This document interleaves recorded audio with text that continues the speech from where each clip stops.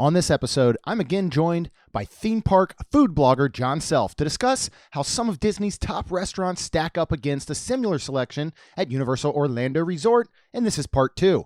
Today is May 31st, 2022, and this is episode 465 of the Main Street Magic Podcast. Jeremy and Rhonda are more than a little fond of Disney World, so they made this podcast to share it all with you. Reports and resorts, top 10 lists of all sorts. Main Street Magic's bringing it home for you. Hello and welcome to another episode of Main Street Magic. I'm your host, Jeremy Stein, and while I'm not joined by my lovely wife, Rhonda, today, I will be joined by the lovely Jon Self in just a moment. Make sure you check us out on the web at mainstmagic.com, as well as follow on Facebook, Twitter, and Instagram at mainstmagic. If you've not done so already, head to Facebook and search for the Main Street Magic community and ask to join. Then if you hit that subscribe button, you're going to get brand new episodes every Tuesday and Friday. Planning a trip to Disneyland or Walt Disney World can often be very overwhelming and at times frustrating. Mouse Dining removes the frustration of booking Disney dining reservations, alerting you when they spot availability for your desired restaurant, date, meal, and time. Visit msmfriends.com to use their free service. And then finally, if you're getting ready to plan your next Disney or Universal vacation, looking to go on a cruise, or pretty much travel anywhere else in the world, head to mainstmagictravel.com and fill out a form for a free quote. Our travel services are completely free to you. All right, Jon, welcome back. We are in part 2 of comparing our Walt Disney World restaurants to Universal Orlando. So welcome back. Thank you very much. So today, if you didn't already listen to part 1, go back and listen to part 1, where we talk about steakhouses, we talked about Mexican food, sports bars, all kinds of stuff. We have 5 more items today, and then we've got a little bonus pick that we'll talk about as well. But we'll dive right in, and we are going to start with Asian as our next cuisine. And over at Disney, which Disney Springs, I know I'm very familiar with, is Morimoto Asia. What is the comparable item over at Universal? And I'll be honest, I didn't even know this place existed. So I'm kind of excited to hear about it and hear what your thoughts are on these two. Yeah, that was the struggle. This is where the apples to apples comparison starts to break down, but we want to be fair. It's kind of like we joked in the last, several days ago, we recorded the part 1, and we joked about Homecoming. There is no comparable restaurant for Southern comfort food that makes you happy and fat all at the same time. Right. To Art Smith Homecoming. As someone who's trying to get a reservation for that, I know it can be tricky depending on what time you want to get. For sure. There's not a comparison over Universal. There's probably not a comparison unless Dollywood has something similar. Right. And now I'm really reaching here. Okay. Right. So at Walt Disney World, you probably have 6 options we could have listed as Asian. Yeah. That are legitimate options. Yeah. At Universal, I'm not stretching. It fits the category, but people don't know it is that. It's the Islands dining room over Royal Pacific Resort. Okay. Now, if you're unfamiliar with Universal Orlando, that sounds like, well, that's a resort, and I got to take a bus, I got to take a monorail, I can assure you, because I've walked there all the time. You walk out of Islands Adventure, you turn right just before you get to Margaritaville, which is just across a little bridge. It's probably, for normal people, 10-minute walk maybe. It takes me 5, yeah. But I'm trying to cruise and walk all the way back to Aventura, so I'm going a lot farther. Right. So it's Royal Pacific. For those of you familiar with the Polynesian, some people have said, if the Polynesian had been designed later, and nothing wrong with the Polynesian, Polynesian's great, it would look more like Royal Pacific. Yeah. And they have several, what I would define as full service dining, and they have an Islands dining room, which the main thing it has over Morimoto is they have a breakfast buffet in the morning, and they used to be where you would have the Minions character breakfast, which is not returned yet. But I have lots of photos if people want to torture me in the group and say, find photos of me with the Minions. Yes, we have lots of pictures with them. Island serves a variety of food. It's downstairs in Royal Pacific, which is a weird setup the Lowe's hotels do. Jeremy could explain this to you. It's about Portofino and Royal Pacific. Yeah. There's different levels, and they do that at all their hotels. It's kind of weird. it's kind of like you trying to find the right tower of DVC at Grand Floridian. It's just weird to find the right place. But in their downstairs area, they have Jake's American Bar. I got the wrong name, but think upscale Americanized food. And on the other side, they have Island's Dining Room down there where the pool is. Okay. And it's Asian food. I'll just make this one really simple. It's going to lose to Morimoto every time. Yeah. I mean, Jeremy, I've been to Morimoto. I'm lobbying one of the sites I write for to let me go do a review of Morimoto in August. So tell me what your experience at Morimoto was. It's so funny. It's one of those restaurants. We probably haven't been there in 3 or 4 years, but we never stopped talking about it because our experience has always been that good. What I love about it so much is I do think that there's a great variety for maybe people that aren't used to Asian cuisine. I think there's plenty of things on the menu that they could try out. It's vast. I mean, it's not that Cheesecake Factory menu, but they've got a large menu, and you can get everything from sushi to full noodle dishes to a duck.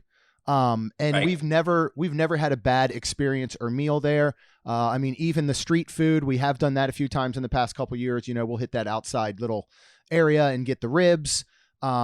I think Morimoto is easily one of the best spots on Disney property. And even though we haven't been there in forever, we recommend it all the time. Like, it's one we keep saying, we need to get back. But we're always trying to do a new place if we can. And that's just the reason we haven't been back. I've not been to Islands Dining. We've not stayed at Royal Pacific. It's the only Universal restaurant we've not actually stayed at, but we had friends stay there. So we visited over there. We did go to Jake's one night and got, I think pizza and wings or something and had a drink. Very Americanized food. Yeah. And we liked, I think I got a buffalo chicken pizza that I remember being one's not really, bad. really good. My criticism of Jake's, and we're digressing here, is the price point. The price point would be even high at Disney for what Jake's costs. And that's, remember, if you did not listen to episode 1, general rule, Universal is going to cost less and the portion sizes are going to be higher for comparable stuff. Yeah. The problem is, and that's the Morimoto discussion, as I'm looking at the Morimoto menu right now, it's things that are the top of the line. You should not look at your credit card bill or your bank account after you go to Morimoto. No. Whereas the suggestion I'm going to make with Islands here in a second, I'm actually probably going to visit there in September, Island specifically for this. But at Morimoto, they have, granted, I just picked arguably the first or second most expensive thing on the menu, the Japanese A5 Wagyu beef, which is incredible. And I have tasted an ounce of it. Yes. Why do I say an ounce of it? Because it's $34 an ounce. You must purchase 3 ounces minimum. Yeah. So just to order this, you're spending basically $100. Yep. And that's for 3 ounces of beef. Yeah. They have another, now granted, everyone who's tried it, it's like, well, that was incredible. That was wonderful. My bank account just can't handle it. There's another I'm looking for it on the menu, which really makes for good podcast. They have this whole incredible sushi combination platter. It'll run you like $100, but it's incredible. And then the Peking duck is $72. Wow. And what does it say that feeds? Is that, how many people is that supposed to feed? Doesn't. And I've never ordered that. But it says for 2. Sorry. Okay. I misrepresented that. And it comes with, and the weird thing that always throws me off, that's what I got stuck at. I'll just read directly from the menu. It says, carved house roasted white duck served with steamed flour tortillas. Yes, when I think of Morimoto, I think of tortillas. Interesting. Apricot, sweet chili, hoisin miso, and a choice of steamed white or brown rice. Half ducks are not available. In other words, you're ordering a full duck. Yep. It better be for 2. And so they do a lot of that. But in fairness to Morimoto, criticism of their price point, they have lunch menu and a dinner menu. Lunch menu runs till 3, and they kind of close up shop for a little while, and then they start back. And the price point's lower, but of course Morimoto also offers the street food that you can get outside. Yeah. It's not as good as inside, but it's good. But it's still, I think, an order of ribs, which is 3, I would define as relatively small ribs. Street food is what, $15? Yeah, I think so. Somewhere around there. But whereas at Islands, and I need to call up the menu because I noticed this the other day when I was doing research, I mean, the menu's very, very straightforward. You have, Korean ribeye, Mongolian beef, 60 South salmon bowl, catch of the day, street noodles, vegan drunken noodles, those kind of things. But the thing that always catches my eye, and I'm glad to see it's back because I didn't know it was back. They have a wok experience that's Friday nights and Saturday nights, 6 to 9. It's $30 for adults and $15 for children. It's all you can eat.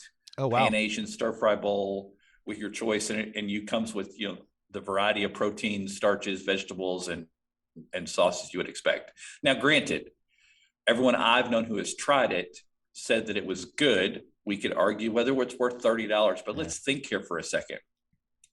Where are you going to find at a theme park resort a high quality meal at a table service restaurant for $30? That's all you can eat. Right. No, I'll stop you when you find another one. Okay? Yeah, never heard of one. Never heard of such a thing. Exactly. Because then I'm not being critical because and this is not me picking on Walt Disney World. There are some far better buffets, in my opinion, on property for dinner at Walt Disney World. $49. Yeah. $64. Yep. $82. And so if you have a family of 5, because I've been on a lot of podcasts lately talking about what do you do with a family of 5, because it's expensive to feed them, it's expensive to accommodate them. Yeah. You have a family of 5 and you're not sure the kids are going to eat. $15 for the kids buffet versus $30. Yeah. It's still hurting my wallet, but I'm going to get over it. Yeah. Does Universal do same age for dining yes, such as that? It's the same annoying 3 to 9 year old. Yeah. That's always baffled me. And I do need to sneak this in. At Universal, annual pass holders at the top 2 levels get 10% off that meal. Oh, wow. That's great. That's really good. I'll have to check that out. We were actually just talking with friends yesterday about staying at Royal Pacific just to get express pass because they want to go to Universal and spend 2 days or so. So might have to look at that. Going back, I will say I have had the beef at Morimoto. Yep. I was not paying the bill, which is why I had the beef at Morimoto, and we did 6 ounces. Now this was probably a little over 2.5 years ago, so I'm not exactly sure the price per ounce, but it was still pretty similar. And I will say, it's one of the best things I've ever had. And they come and they cook it. I mean, barely cook it. They sear it table side. The guy who came to our table, that's his job at Morimoto, right? Is to only cook this beef table side. And then I got the certificate with the cow's nose print on it that it came from, which was pretty interesting. It's certainly an experience. I'm not gonna say to anyone that you should go and get that minimum 3 ounces just to experience it. But if you want a really cool experience and the best piece of beef you'll pretty much ever eat, and you can budget for that, I would actually highly recommend it. The crazy part is there my brother took me, he dropped all that money on the 6 ounces of beef, and then we still had to order a whole meal. It's not like you just go for that. I mean, like you said, 1 ounce is not a big piece. It's like a 1.5 inch square or something, I feel like, and super thin. But this is, and this is true. Walt Disney World went through this whole momentum with changing downtown Disney Pleasure Island into Disney Springs. What it is today is let's bring in as many celebrity chefs as we possibly can bring in. Morimoto is the original Iron Chef. He was Iron Chef in Japan when that was just the Iron Chef. He was Iron Chef America. Yeah. There's a reason this costs this much. Yes. We're underselling the table service experience, and I don't even think you could present it properly. Literally, they come out and you get your own little mini. You go to your standard Japanese hibachi place. Oh yeah, you're getting your own private show, right, with them, and so there's a whole thing that's involved with that. But yes, you need to be fair that I know plenty of people who've gone there for lunch, and it's 2 of them. And granted, they had sake, they had other things. They walked out of there, it was $200. Yeah, easy. And they didn't order these extravagant things we're talking about. So understand, this will arguably be the best Asian food you've ever had. Yeah. However, and this is my standard argument, there's nothing on Universal property that can even get to 60% of that. Yeah. Wow. However, I'm arguing that, hey, there's an all-you-can-eat walk experience at Royal Pacific, $30. That's amazing. That's it's only on Friday and Saturday night. But it's from 6 to 9. But let's be serious here for a second. If you're flying in on a Friday or a Saturday and you're not going to the park till the next day, guess where you're going to dinner? Yeah. And from checking stuff, it hasn't been difficult to get a table for this experience so far. Okay. And I did neglect to mention, and my friends at Universal chefs would be, if they listen to this, they'll be like, I cannot believe you didn't say this. The wok experience also comes with the full soup and salad bar. It's not just the wok. Wow. So it comes with, I know that many of us will ignore the soup and ignore the salad and go, but just so you're aware of that, you can make yourself feel healthy. Yeah, right. In that process. While you're eating all you can. But if we're having to make a decision, where do you go? You go to Morimoto. Oh, yeah. All joking aside, because I've started editing articles of the same thing. Yes, Disney is way more expensive than it's ever been. Hint, hint.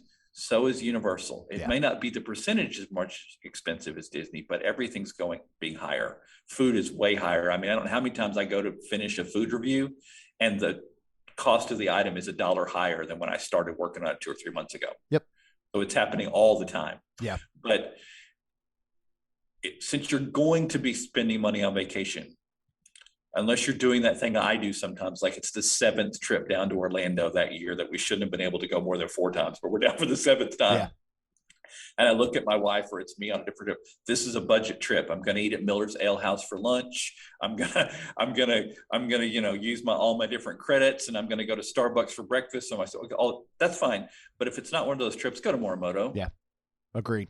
You will not regret doing that. Yeah, and unless you clearly cannot afford it, and if you cannot afford it, then speak with your Main Street Magic travel agent so we can find a better way to save you some money on accommodations. There we go. I love that. That's a good little plug there. Well, I'm super excited to discuss this next one. We're going to go to Irish Pub, and anybody that has followed for a couple months here at Main Street Magic or listened to our review of Finnegan's over at Universal knows we did not have a very good experience. I'm really glad to talk to you, though, because I know you have covered this several times and had, people with very different experiences.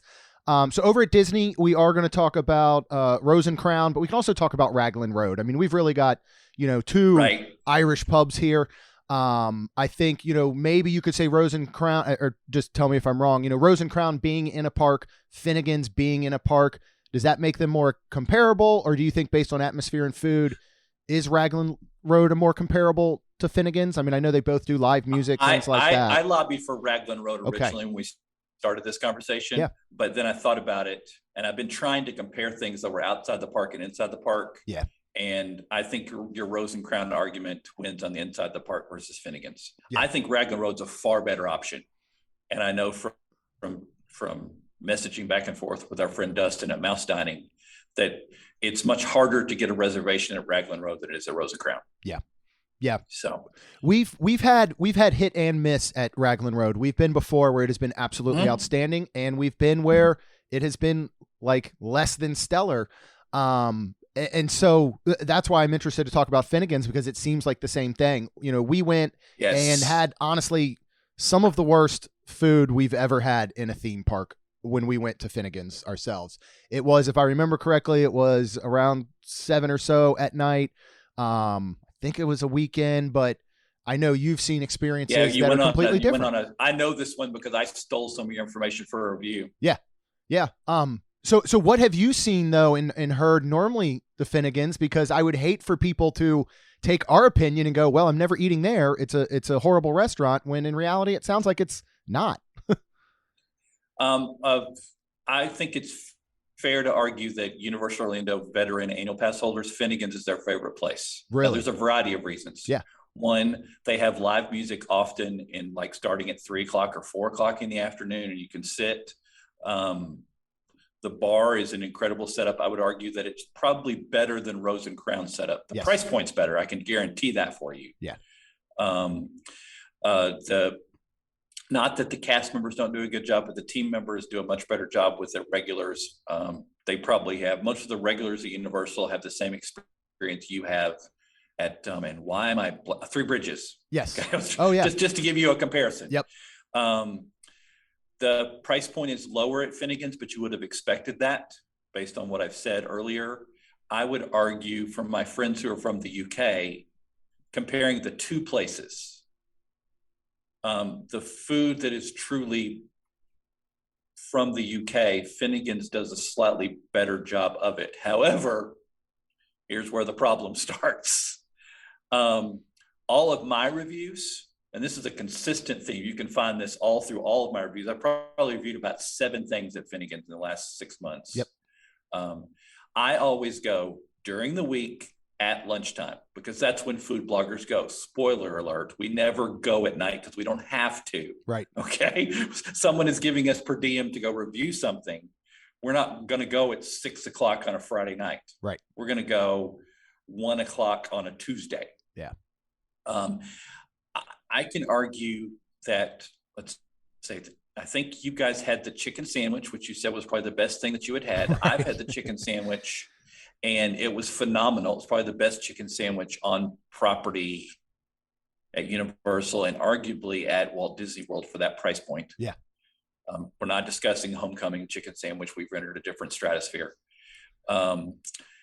The shepherd's pie, I'm actually disappointed that the Beyond version of shepherd's pie, I reviewed that and it was probably some of the best shepherd's pie I'd ever had. Now, granted, as Jeremy's going to point out, and he should, no one really makes shepherd's pie authentically to our British friends here in the US, because if we made it that way, no one would buy it. Right. Okay, let's just be honest. Okay. So it's not really, when we start talking shepherd's pie and cottage pie, theme park version. Yes. What else was on that list? You guys got an appetizer. Yeah, we did the cheese dip and the pretzels. Yep. And I have friends who get that every single time, and it is wonderful every single time. But once again, I would like to point out, we're going at noon or 1 o'clock during the week. Yeah. What we're seeing and we're going to see an exception to this when we get to my least liked table service restaurant at Universal here in a little while. The quality at Finnegan's, I'm still hearing it, though I'm hearing that it's getting better. The food quality is not as good at night and on the weekends. That's interesting. But I do want to make one lobby thing that you guys probably didn't have. I think someone mentioned it because there was an uproar when you guys started being critical of Finnegan's, as well you should have been, because I've been critical of Finnegan's. Yeah. But I was also the first one to say, when did you go? Right. And when you messaged me back, I went, duh, of course you have. I have a stack of reviews that reflect the same thing of 6 o'clock on a Friday. Now, granted, this is what brings Finnegan's down, and we're picking up poor Finnegan's. I'm going to make fun of Rose and Crown in a second. Perfect. Just to be clear, if you can't get 6 o'clock on a Friday night in a theme park correct, you have a problem. Yeah. They're doing better, but better is not good enough. Yeah. However, if you have the opportunity to go and visit on a weekend for lunch or during the week for lunch, I would walk out to City Walk, but that's me. Yeah. But if you're going to stay in park, because I've typed this up so many times, get the web burger at Finnegan's. It's arguably a burger that compares in quality to many of the burgers that Jeremy rants about at Walt Disney World. Okay. It's not the lobster thermidor burger, but okay, it doesn't cost that much and it doesn't have lobster on it. Yeah. Okay. It's not perhaps, no, depending on what you're looking for, it might compare to what Scott Gustin proclaimed as the best cheeseburger on all of Walt Disney World property when that place opened. Yeah. But Finnegan's it's not as good as Rose and Crown. But Rose and Crown struggles with consistency of their food also. You'll go one time and the fish and chips will be great. You'll go the next day and they will not be good at all. That's crazy to me. It's just bizarre. And we're talking fish and chips here. Right. And granted, I'm sorry, my British friends are going to listen to this later. Yes, I know they're fries. I understand. But just, we make them into fries and we modify them. They're not really chips. I get all that. Many of as I'm told by my UK friends, and I do a lot of reporting with UK theme parks these days because so many UK theme park podcasters couldn't come to the US, so they were desperate for information. Would they say, well, comparing the two, if I had to order a British style food, which they wouldn't, but if they had to, they would order it at Finnegan's, or actually they would order it at Leaky Cauldron and pay less. Yeah. Just for comparison. But if you're going to choose that kind of food, Rose and Crown does a better job overall. Yeah, and then we've been anytime we've been to Rose and Crown, it's been consistent for us. So that's what I think is so interesting is, for me to compare Rose and Crown and Finnegan's is night and day, even though it's truly not, So, I mean, we will totally go back to Finnegan's and try during the week and try lunch. I mean, we're always up for giving places another chance, especially when we hear, the things that you're saying. I mean, Monsieur Paul's at Epcot is probably the second worst meal we've ever had in theme park property. And I've never found another person who has said anything negative about that place. Everybody has rave reviews over it. So, we've said in the past, it's hard for us because there's so many options at both Walt Disney World and Universal. Yes. I mean, I hate to say it, but I feel like you guys got one shot, because we're not going to immediately rush back to a Finnegan's or a Monsieur Paul or something when there's so many other options. And our first, experience was a bad one. So I really believe that they should be 100% on their game every time. And I know that's impossible, but, and same thing, we have an opportunity to go back and try it again. Most people don't. Most people might go to Universal, might go to Disney. They're only there once a year, or maybe it's the only trip they might ever be able to afford for their family of 5. They can't go to a restaurant and have a bad experience. Like no, that and that's should why not I happen. would. That's why I would tell them, if you're going for your 3-day vacation at Universal, or heaven forbid your budget, you decide you're going to hit Universal, SeaWorld, and Walt Disney World all on the same trip. Yeah. God bless you if you do that. I would never recommend that, but okay. But you've decided you're going to go to Universal because commercial for Universal. You looked at your budget. You go on vacation once a year. You're not sure how you can afford to do that at Walt Disney World. Trust me, if you listen to the Lad podcast, you can figure out what I make for a living as my real job. So I respect this problem. Maybe you go to Universal. I write this all the time. Maybe this is the year you should go to Universal. Yeah. And try it out. You may discover it. So you budget 4 or 5 days at Universal, which, if you're including Volcano Bay, is a great vacation. Yeah. I would tell people, if you don't have time to waste it on food that's risky, go to City Walk. Okay. Now, granted, you can find a bad meal at City Walk, but people just don't understand until they get there that City Walk has great food, and it's literally just outside the park, and you're going to need a break. Yes. That's why we talked about cowfish, and how much our family loves cowfish. Every time we go to the park, we're going here in 2 weeks with the girls, and I guarantee one of the days they will say, "Can we go eat at Cowfish?" And it is a perfect break, and it's so nice at Universal because you can get a break without taking out half your day. Correct. Like at Disney. If you're at Magic Kingdom and you're staying at Coronado Springs and you want to take a break back at your resort, you better chunk out 4 hours at least, because you're going to spend 2 of that traveling back and forth, waiting on buses and stuff. So correct. Yeah, I do love that you recommend City Walk really as that place to kind of take your break in your park day, get something to eat, relax a little bit. And then you're just, a couple 100 yards back and you're walking right into either of the theme parks there. So I know, shameless plug here. I know I wrote this a while back. I got a lot of grief about it, but back when Universal, sorry, not to do the Disney versus Universal thing, both resorts are trying to do the best they can for their market and what they're trying to accomplish. Yeah. Walt Disney World went to park reservations, which they've been trying to do for 10 years. They finally did it. We can argue about that on another podcast. They did it to try to organize things a little bit better for themselves. Yep. And so, but as a result, if you had a reservation, you always get to go in. Universal chose not to do that. So when there was busy times, and I was there during some of them covering, like July 4th weekend, spring break, the first spring break that was open after the pandemic, the parks were hitting capacity or modified capacity. Yeah. And so you couldn't get in. You would just stand out in line in the hot sun for an hour to get back in. Now, there are ways around that. Okay. But I would go on those days. I would rope drop Island of Adventure to do all the testing we were doing. Then I literally would walk out of Island of Adventure, walk across the bridge, turn right at Margaritaville, get a table at the patio, sit there. I got the beach break sandwich, which granted it's an overpriced sandwich. It was $15 back then, but it was a really good club sandwich. I'd sit on the patio. There'd be some music. Everything would be wonderful. I would take like an hour and a half. Now, granted, as a food blogger, I would sit and type a little on my tablet for a little while, but still. And then I'd go right back in to the park because I've already entered the park at Universal, which means I already am guaranteed to go back in. So I would go back in, and it was like a relaxing time off. Yeah. Universal offers that at a lot of places. I mean, maybe you're a Hard Rock person, maybe you're a Tucson person, maybe you want to go watch the game at NBC Sports. There's lots of options to do that at Universal that are an easy walk. I mean, there's less walk. I'm commercial for Universal. There's less walk from Studios Florida to the restaurant farthest from that than it is from one World Showcase area to another World Showcase area. Yeah. Okay. So if you're going to Epcot, don't complain to me about how far City Walk is away. Right. Yeah. Yeah. Never. And I'll say some of my favorite nachos I've ever had are at Margaritaville. I think they call them the volcano. Are they the volcano? They nachos? are the volcano nachos. Yeah. They are huge. They are not the best.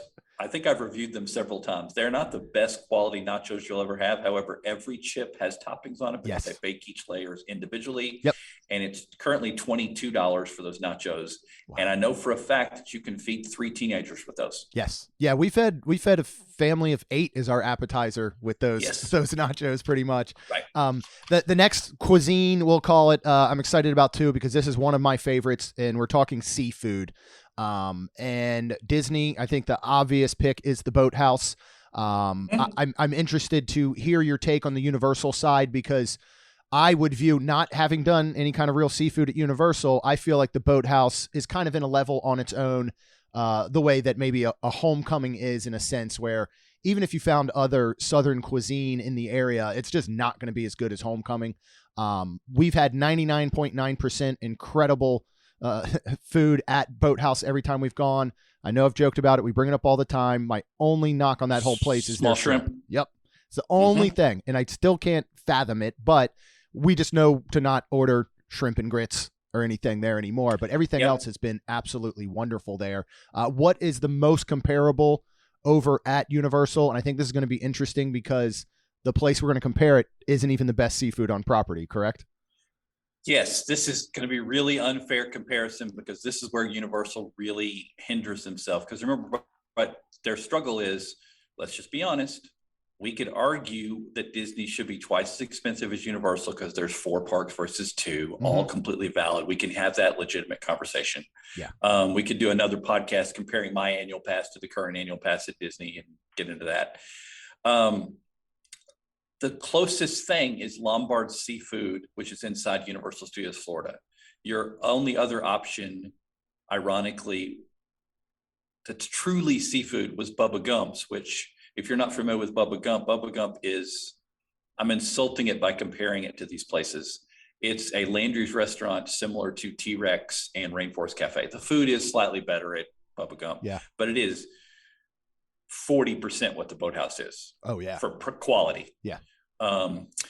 Just to throw this in, but it's not a fair comparison. The best seafood, I would argue the best seafood, definitely, I think so. The best seafood at an Orlando area theme park is at the Palm at the Hard Rock Hotel. Wow. If you listened last time we did this. Now, but that's not fair because they're not really a seafood place, but I would argue that that's where the best seafood. I have friends who go there and they just order the seafood and have the best meal of their lives. Wow. Okay. Now, if you listen to episode 1, I seemed very pro-Universal about food. This is where we get to even things out. I have never, ever, and I'm not going to look it up. I'm pretty sure I've done 4 or 5 food reviews on just Pirates and Princesses, not the other places that I've written for, about Lombard's. I've never given it more than an average review, ever. My concern is the service is not as good as the Boathouse, but that's not really fair. That's kind of like saying, I flew on Singapore Airlines and then I compared it to Spirit. Okay, that's not really fair. Lombard's does do some things well, but they tend to specialize more in fried style seafood. Yeah. I'm trying not to be negative with that, but they do a decent job with the more fried style seafood. But I'm going to a table service restaurant. That's not necessarily what I want. Right. This is where I run into trouble, but obviously I have access to way more reviews and perspectives than you. And there are people who love Lombard's. They go there every time.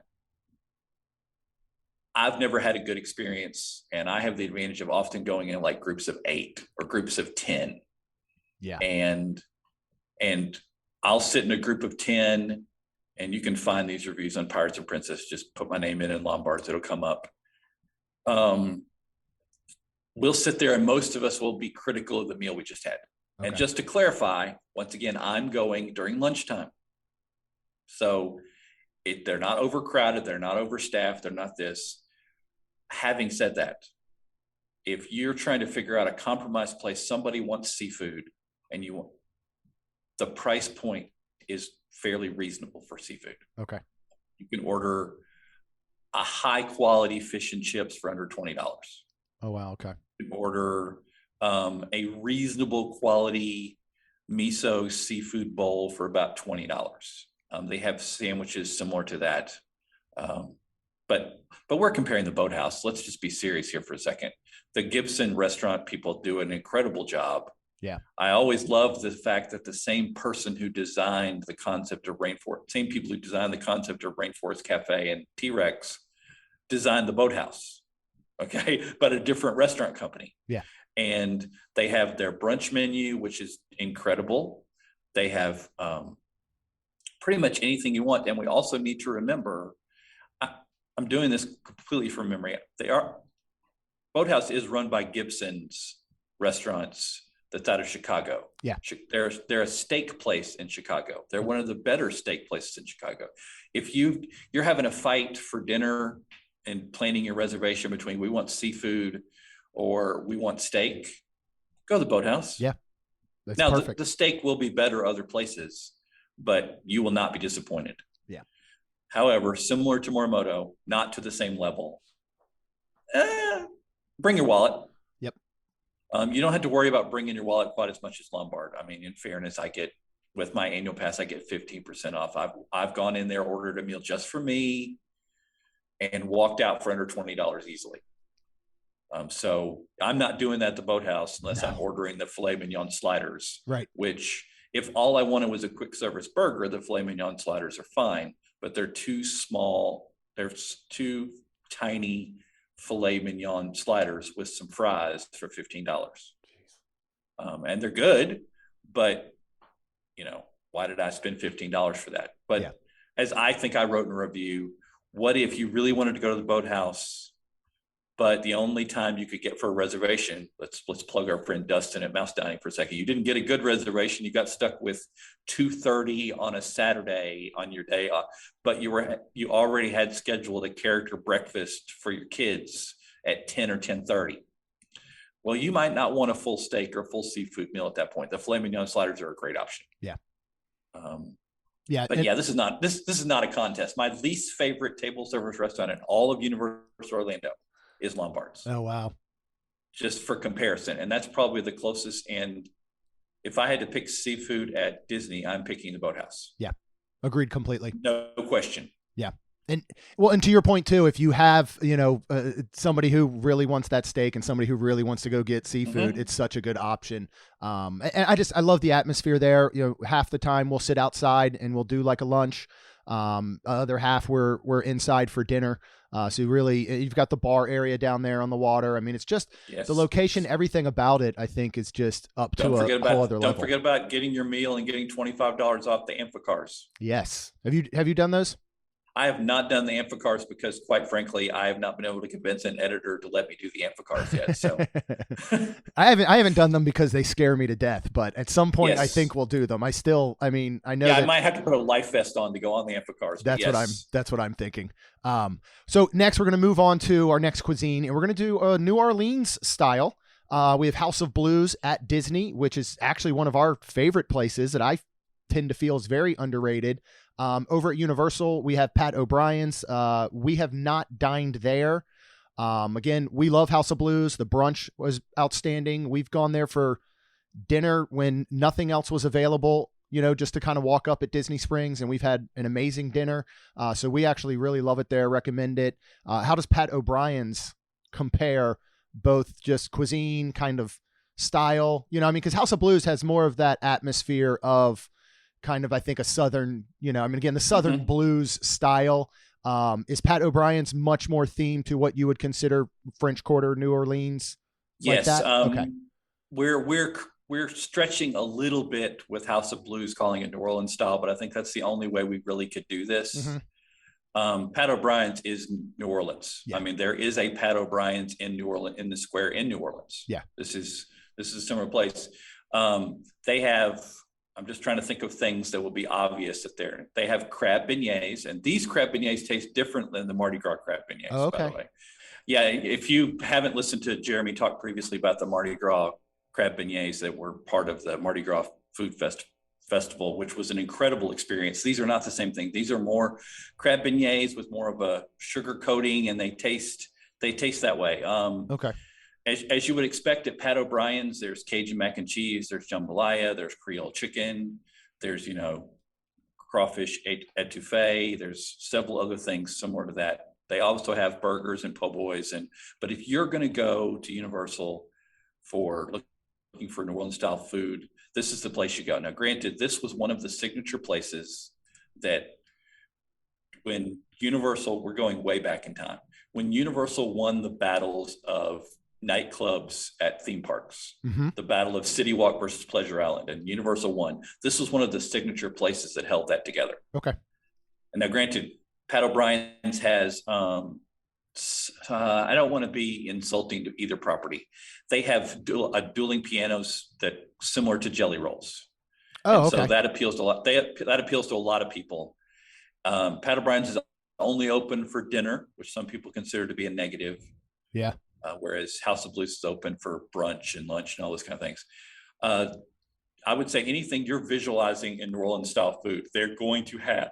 And when you walk into the place, it's going to be very obvious what the theme is, as opposed to House of Blues, where you walk in and the theme is very clear, but it's about the music and everything that goes with the music. Yeah. Not so much food and New Orleans culture. Yep.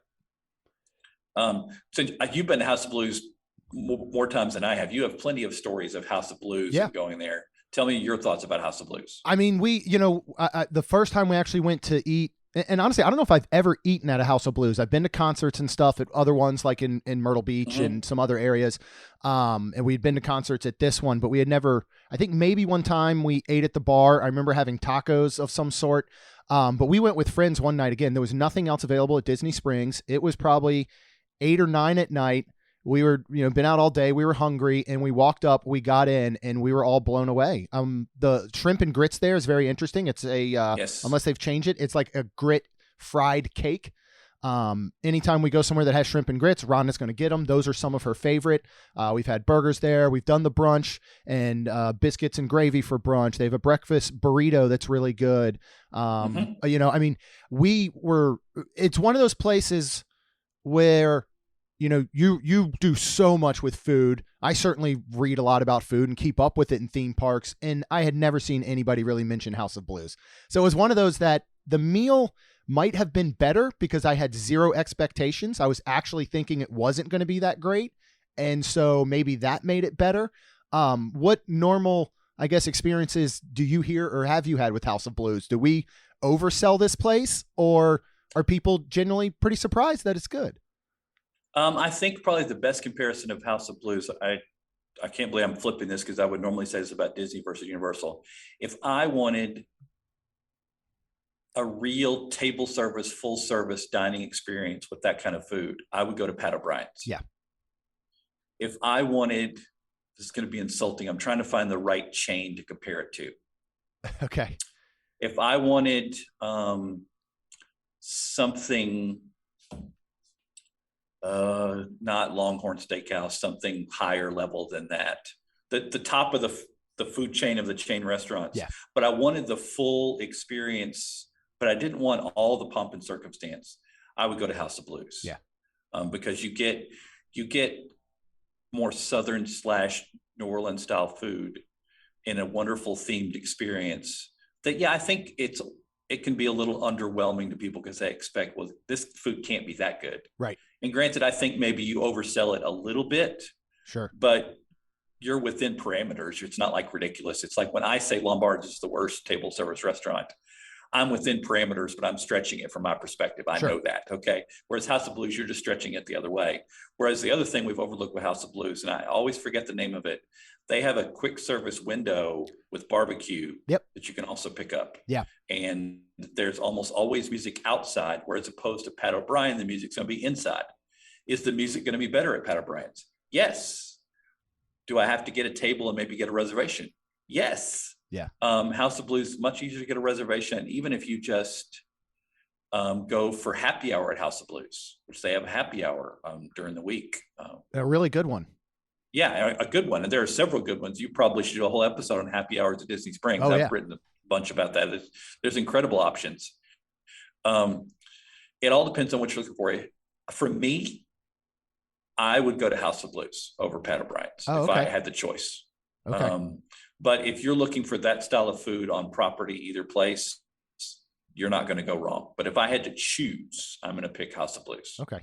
The Universal chefs are like, I can't believe you said that, John. But yes, I would go with House of Blues. Okay. But in fairness, the argument for Pat O'Brien's, and we were I was double checking this, for comparable entrees, Pat O'Brien's, it's going to be the portion size is larger and you pay less. Yeah. So that's a standard universal answer. Yep. Yeah. We'll have to try it out sometime. And I'm sure people are sick of me talking about it, but the fact that we finally went to New Orleans for our first time just back in March, I'd be very interested to go to a Pat O'Brien's and see what I think now that I've, had like legit New Orleans cuisine in New Orleans. So it would be interesting to go there. Oddly enough, for our next pick, I've been to the Universal restaurant that we chose, and I have never been to the Disney one. And people are going to not believe me when I say that we have never dined at Beaches and Cream. It's because of its location. Yeah, but we have dined at Toothsome over at Universal. So what are your general thoughts on how these compare? And again, I mean, Toothsome is obviously very dessert themed, but yes. I don't know that these two could compare, even though I have not been to Beaches and Cream. I know everybody loves Beaches and Cream, but I can just tell you from the face of it, I would pick Toothsome every time just based on the atmosphere alone. And we enjoyed the food there. We didn't love it, but atmosphere and everything more than made up for it. And, we love walking into that little shop even just to walk around and look at all this stuff or maybe pick up a little dessert to go. But what are your general thoughts on these two? Well, when I talk to primarily Disney people, they rave about Beaches and Cream, and they're heartbroken they can't get a reservation, and they're heartbroken that they can't get in, and they're heartbroken that they can't get the kitchen sink that serves 4 people because of the experience, and they're heartbroken because they can't get the No Way Jose Sundae. Sorry for those of you listening right at this moment. The No Way Jose Sundae is not being currently sold at Beaches and Cream because one of the primary things is peanut butter in that sundae. So if we're aware, that's even a problem for Gideon's. So if Gideon's can't get peanut butter, who can? Right. I would say for the experience, you're correct. Toothsome is way better. My universal bias is going to pop out on this one dramatically. Toothsome is way better, even though I've gotten a lot more negative reviews of the food at Toothsome lately. Oh, really? Most of my experiences at Toothsome with the savory items, and sorry, let's do the proper name of the restaurant. It's Toothsome's Chocolate Emporium and Savory Feast Kitchen, because Universal has to name things really long. Yes, they do. Example, Hagrid's Magical Creature Motorbike Adventure. We have to call things a really long name. I have a much higher opinion of the savory food than most of the reviews I hear about it, but I also weigh the price point.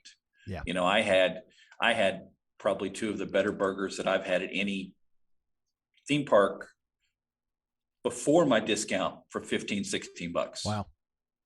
At Toothsome. Yeah. I'm looking at the menu at Beaches and Cream, which I've heard good things about their burgers. I've not had their burgers, so I want to be fair. I'm looking at $19, $18, which is not bad. But I would rather get the one at Toothsome. Yeah. At Toothsome, if you decide somebody wants a steak, and somebody wants a modified seafood, and somebody wants pasta, or somebody wants meatloaf, which, by the way, I always get the name wrong. It's a mushroom sauce meatloaf. It has something else with it. It's surprisingly good at Toothsome. Okay. For under $20. Twosome also offers the brunch menu, which is offered all day long. It's not just offered during, they have a full brunch menu. They have a patty melt French toast that my friend Xavier at Universal Food Blog raves about.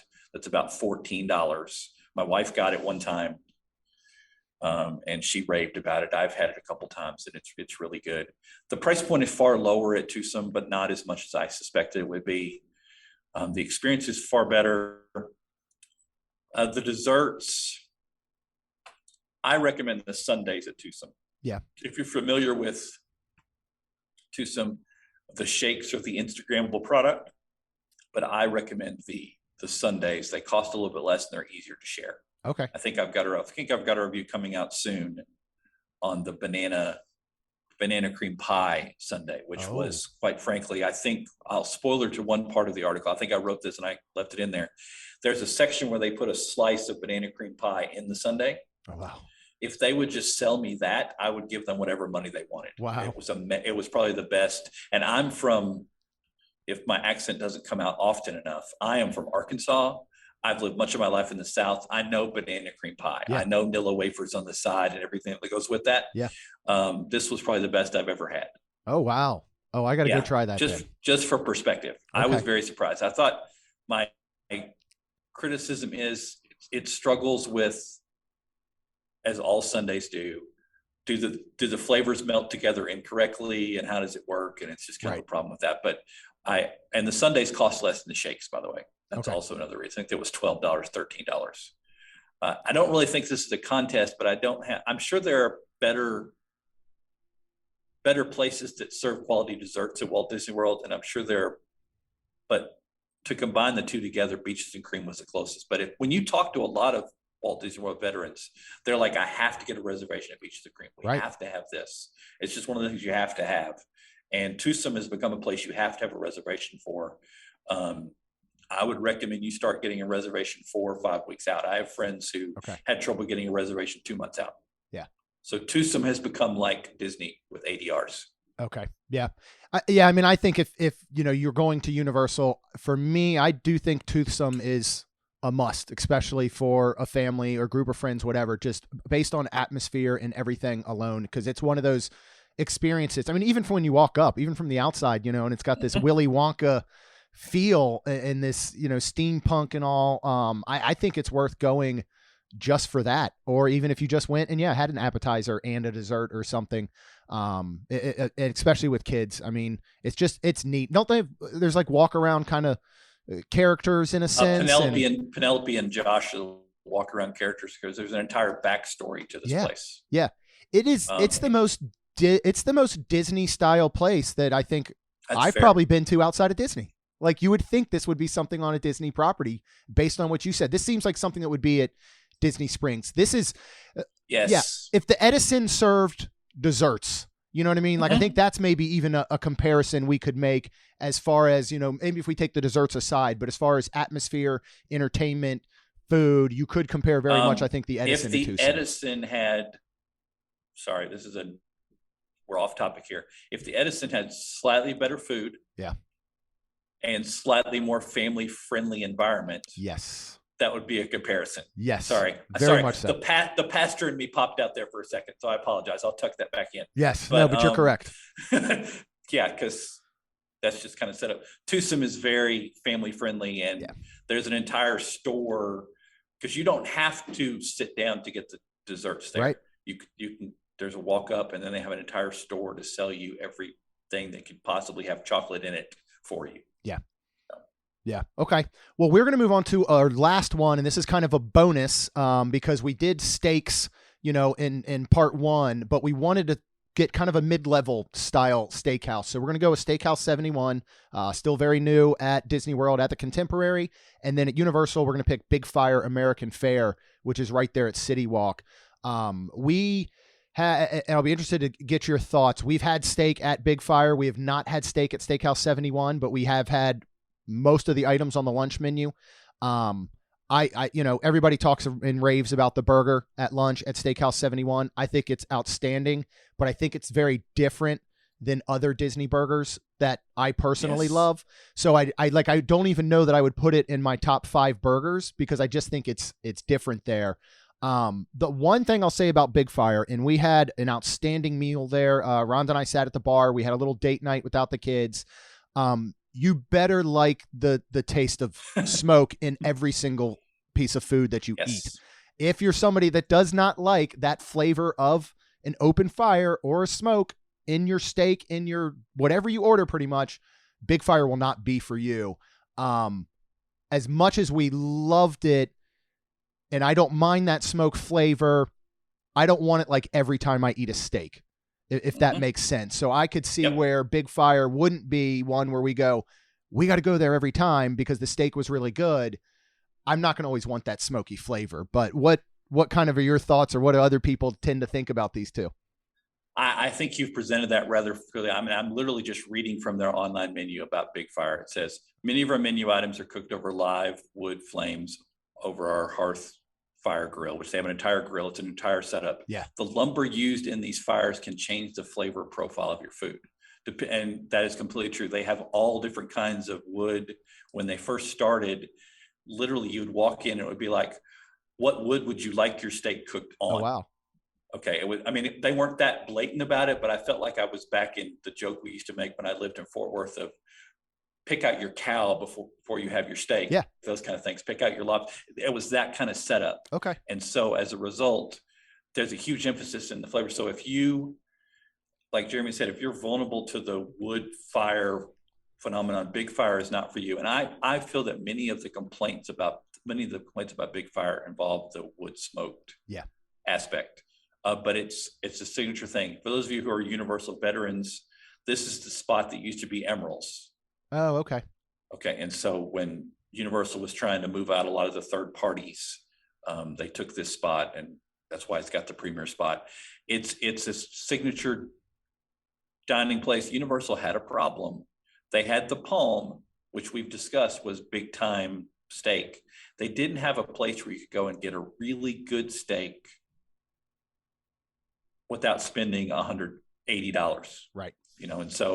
And just to comparing the dinner menus between Big Fire and Steakhouse 71, not surprised. As a general rule, Big Fire costs less for about the same portion size. Yeah. It's not a great apples to apples comparison here, but it pretty much fits the pattern that you would expect.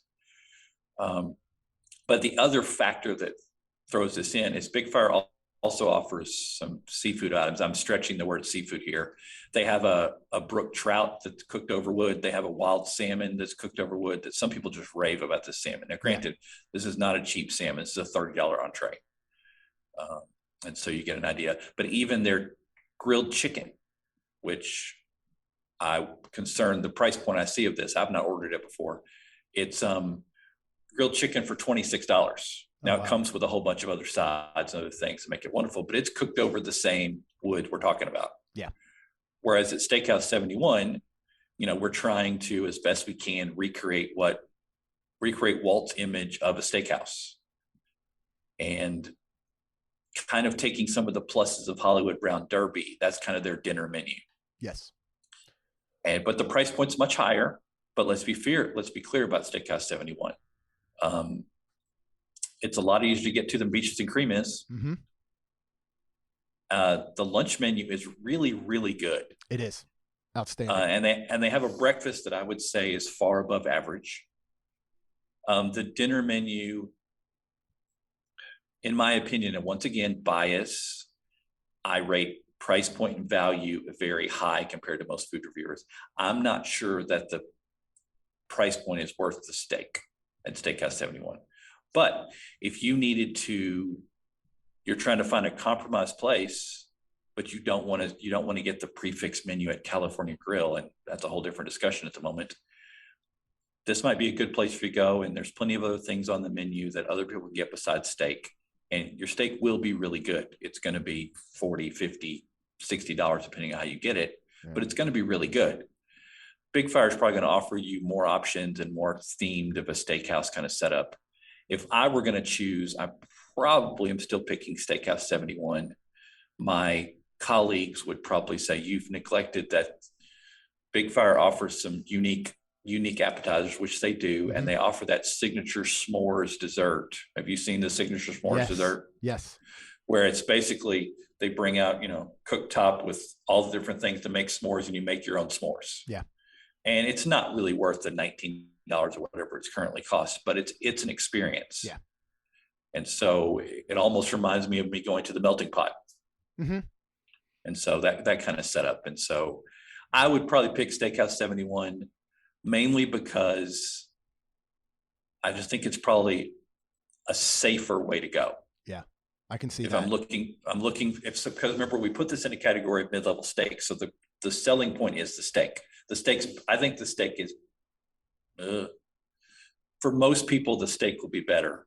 And when I say most people, like 60%, the steak will be better at Steakhouse 71 than Big Fire. Interesting. Because of the wood factor. But if you're a person who wants to experience smoky, down home, wintertime, comfort steak with the wood atmosphere and all the theming, you should run to Big Fire. Yeah. Spoiler, I'm not really into that. Yeah.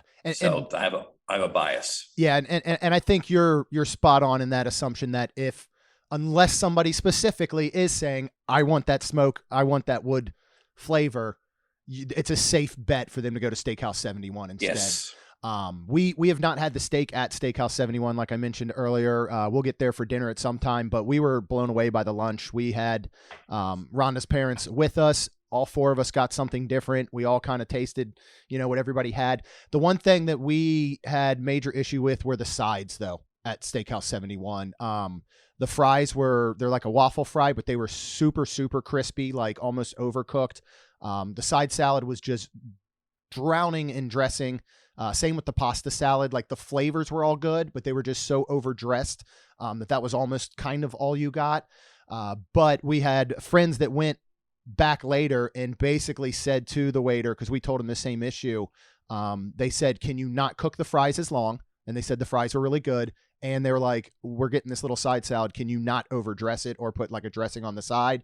And everything worked out. So just something to maybe note, because I still want a fry to have that crispy exterior and still be real soft, inside. And these just weren't that. But the burger was good. All the sandwich, I think the crab cake sandwich was actually very good. Like the little crab cake sliders that they have, coming from someone from Maryland that, tends to not find good crab cakes anywhere down here in the South. But they actually were pretty good. So I think it's a very, very safe bet to go to Steakhouse 71. I don't think you're probably going to have the best meal you've ever had. You're certainly not going to have a bad meal. I think you're going to have exactly what you expect.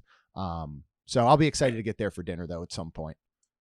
Yeah, I would concur with the sides issue with lunch at Steakhouse 71. However, I would also want to point out that people give higher reviews than they do the lunch ones. But every criticism I've heard you voice about the sides at Steakhouse 71 are legitimate criticisms I've heard from lots of different people. Yeah. Yeah. Well, this has been fun. I've really enjoyed these 2 episodes. I hope that we've given people a lot of good information as they're making these decisions, because I still think, you are going to have a lot of people that, as you mentioned earlier, are either not doing Disney because they see Universal as a more affordable option, which is certainly understandable. Or I still see a lot of people that are doing Disney, but they're doing a split with Universal, or they're taking a, midweek break and they're going 1 or 2 days over at Universal. So I hope this gives them a lot to think about as they're looking at places to dine. And I think we've certainly, you give so much good information, especially on those price points. And as people are budgeting, and that's something I think people need to do, you need to look at menus. I would hate for someone to listen and go, wow, everybody says the Boathouse is so good. Let's just get a reservation and go. And they've never looked at the menu because, as we've said, there's going to be some sticker shock if you're not kind of ready for that ahead of time. Or maybe you do realize that there's some more affordable options. Maybe you look at saying, all right, we want to get a steak. We want to get the best steak we can. We're doing both Disney and Universal. Here's kind of the places we can go and pick one. But any last words, John? Again, remind everyone where they can find you out on social media, where they can read some of your blogs and articles and all. Yeah. Obviously, as I always joke about, I'm a gray-haired old man who's on Twitter way, way too much. And you can find me at Pastor. Yes, that is my real job. I have a job. I'm sitting actually in the recording studio, actually here at the moment, at the church here at First Baptist Church in Macomb, Illinois, where Western Illinois University is. You can find me at Pastor Jon, Jon, because as we say at Universal, H's or oo, Self. And I'm primarily writing at piratesandprincesses.net, Universal Food Blog, Universal Family Vacations. I've got an article for them I just started up about why you should go to HHN and all the different reasons to go to HHN. Oh, yeah. And a different article for their subsidiary reasons to go to Mickey's Not So Scary. And we'll announce it on the Facebook page when it's official. I'm officially doing other stuff, so I'll let you guys know, because I think it'll be appropriate on the Facebook page at that point. Very much so. Well, Jon, thank you again. Appreciate having you here, and we will definitely be doing some future food episodes with you again. So thanks again. Well, thank you. Well, that's it for this series. Thanks again to Jon for on and talking all about food with me. Thank you guys so much for listening.